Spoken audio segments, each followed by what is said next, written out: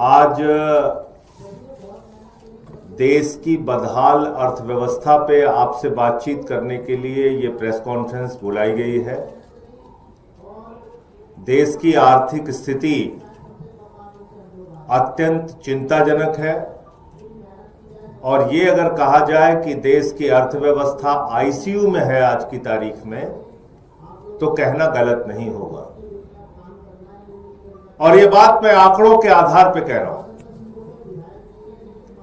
भारत के ऊपर 200 लाख करोड़ का कर्जा मोदी जी के राज में है। भारत के ऊपर 50 वर्षों की सबसे बड़ी बेरोजगारी की मार मोदी जी के राज में है। भारत में जब प्रधानमंत्री नरेंद्र मोदी जी की सरकार बनी, यानी कि भारतीय जनता पार्टी जब सत्ता में आई, उस वक्त डॉलर की कीमत थी 60 रुपए, आज की कीमत है डॉलर की 87 रुपए। खुद प्रधानमंत्री जी के शब्दों में उन्होंने 2014 के पहले एक सभा में कहा था कि जब रुपए की कीमत गिरती है तो हिंदुस्तान की इज्जत गिरती है। और आज पिछले 10 वर्षों में रुपए की कीमत मोदी जी के राज में लगातार गिरती गई और 60 रुपए से 87 रुपए पे डॉलर पहुंच गया।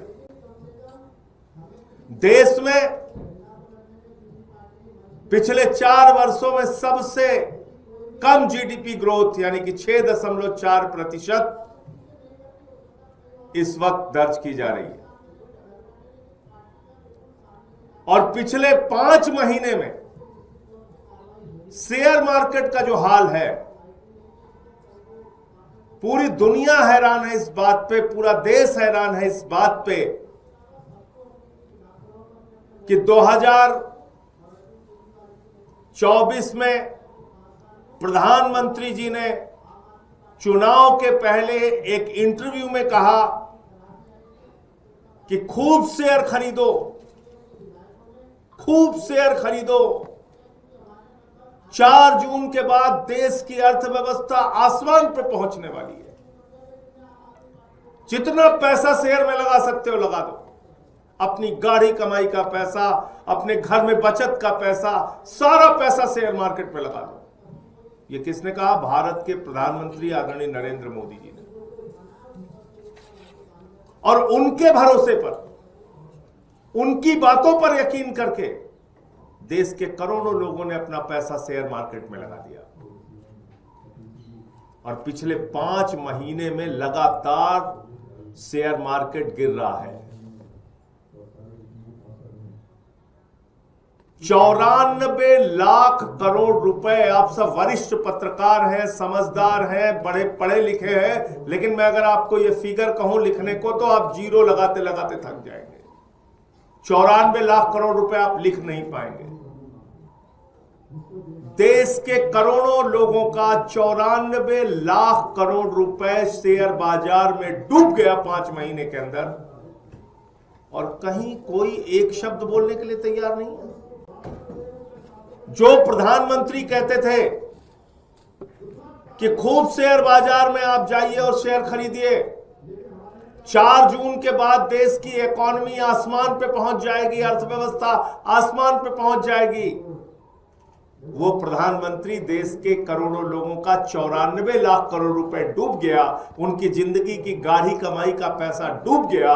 एक शब्द बोलने के लिए प्रधानमंत्री जी तैयार नहीं है, कोई जिम्मेदारी लेने के लिए तैयार नहीं है। लेकिन ये हुआ कैसे? क्या कारण है इसके पीछे?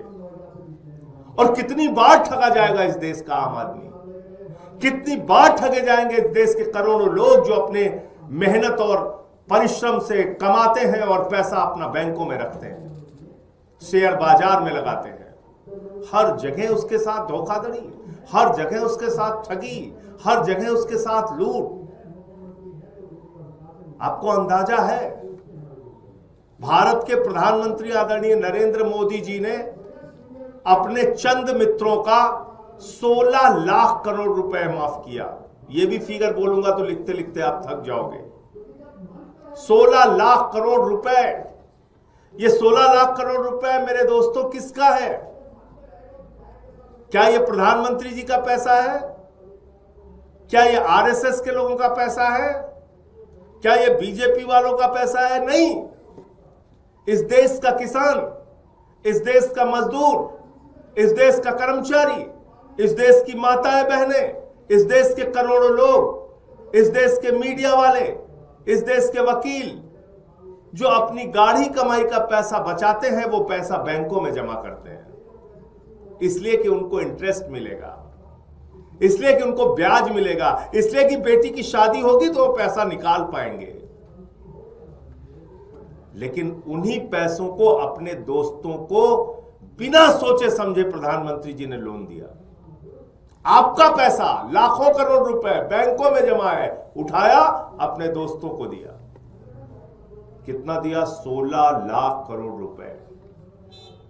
दोस्तों ने पैसा लूट लिया, फर्जी कंपनियों में लगाया, मॉरिशस लेके चले गए पैसा, अलग अलग दुनिया के देशों में लेके चले गए। और जब उनके ऊपर कार्रवाई की बात हुई तो प्रधानमंत्री जी ने कहा भाग जाओ यहां से। भाग गए विजय माल्या, भाग गए नीरव मोदी, भाग गए मेहुल चोकसी, जो प्रधानमंत्री जी जिनको अपना भाई कहते हैं। देश का हजारों लाखों करोड़ रुपए लूटकर हिंदुस्तान के ये चंद पूंजीपति जो प्रधानमंत्री जी के दोस्त हैं, वो हिंदुस्तान छोड़ के भाग गए। पैसा आपका डूब गया। आप बैंकों में पैसा जमा करते हैं, आपका पैसा डूब जाता है। आप शेयर बाजार में पैसा लगाते हैं, आपका पैसा डूब जाता है। आप बाजार में कुछ खरीदने के लिए जाते हैं, सरकार आपसे टैक्स के ऊपर अनाप शनाप टैक्स लगा के आपसे पैसे वसूलने का काम करती है। मैं कुछ फिगर बताना चाहूंगा। इस देश में याद रखिएगा, हैरान करने वाली बात है, इस देश में आर्थिक असमानता के मामले में भारत 100 वर्षों का रिकॉर्ड तोड़ चुका है। यानी कि अंग्रेजों के शासनकाल में जो आर्थिक असमानता थी, आज प्रधानमंत्री नरेंद्र मोदी जी के कार्यकाल में भी वही आर्थिक असमानता है। 100 वर्षों का रिकॉर्ड आर्थिक असमानता के मामले में भारत ने तोड़ दिया है। यानी कि जितना 100 वर्ष पहले आर्थिक असमानता थी, गरीबी अमीरी का अंतर था, उतनी ही गरीबी अमीरी का अंतर आज है। इस देश में आप कल्पना कीजिए, आर्थिक असमानता एक पक्ष है, लेकिन 100 करोड़ लोगों के पास अपनी जरूरत के अतिरिक्त कुछ भी खरीदने की शक्ति नहीं बची है। और ये फिगर बिल्कुल साफ तौर पे समझ में आता है। 81 करोड़ लोग ऐसे हैं जिसको सरकार खुद मानती है कि वो राशन दे रही है। उसके पास 5 किलो राशन अपने पास खाने के लिए नहीं है, उसको सरकार राशन दे रही है 81 करोड़ लोगों को।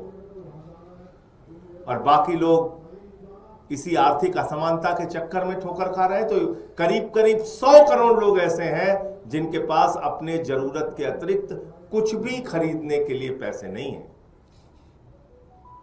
इस हालत में देश की अर्थव्यवस्था है। लेकिन बड़े अफसोस के साथ कहना पड़ रहा है कि इस पर कहीं एक आवाज नहीं निकल रही है, कोई एक शब्द बोलने के लिए तैयार नहीं है। कोई सरकार का प्रतिनिधि, प्रधानमंत्री जी, वित्त मंत्री जी, गृह मंत्री जी, जो आपको प्रेरित करते थे, चिल्ला चिल्ला के कहते थे शेयर में पैसे लगाओ लगाओ लगाओ, वो एक भी शब्द बोलने के लिए तैयार नहीं। आपको चौराहे पे छोड़ दिया गया है। अपनी बदहाली की जिंदगी में जियो। आत्महत्या करते हो तो कर लो। महंगाई बढ़ रही, बढ़ने दो। देश कर्ज में डूब रहा है, डूबने दो। आर्थिक असमानता बढ़ रही, बढ़ने दो। बेरोजगारी बढ़ रही, बढ़ने दो। किसान आत्महत्या कर रहा है, करने दो। ये हालात हैं इस वक्त देश के।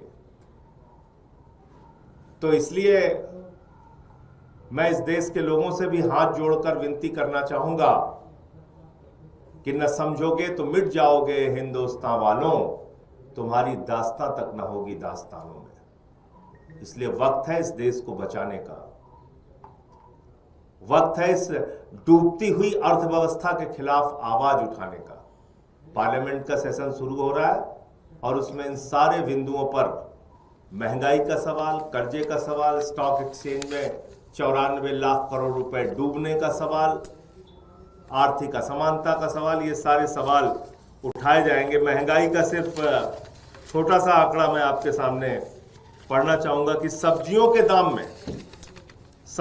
दाम में जो बढ़ोतरी हुई है पिछले 12 महीने में, वो हुई है 26.5%।